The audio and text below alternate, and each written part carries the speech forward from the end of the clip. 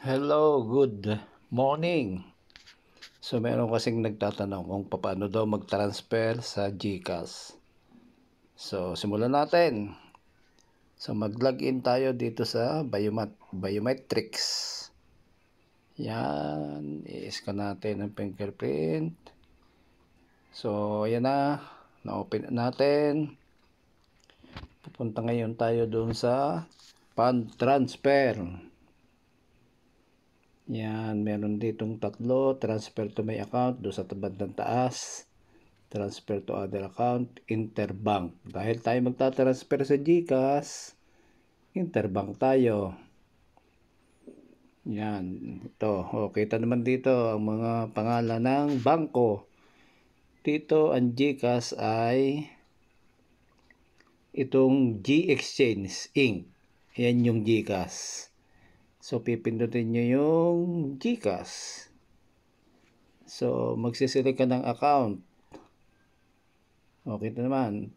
Select account. Tapos, number ng account. Pangalan ng account. Number ng GCash. At yung amount. So, yun yung apat na makikita.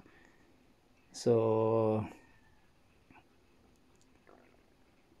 ito yung account na pagkukunan mo. Nasa akin kasi, naka-default ay yung aking matapat. Meron din akong kayang-kaya account. Ito naman yung regular savings. So, pindutin natin yung matapat. So, ngayon, ang susunod, pipindutin natin yung account number. O, ilalagay mo lang dito yung account number. Wala naman kasi akong GCash. Kaya, hindi na natin siya lalagyan ng number. Tapos, susunod dito ay yung holder. O, tapos dito naman yung amount.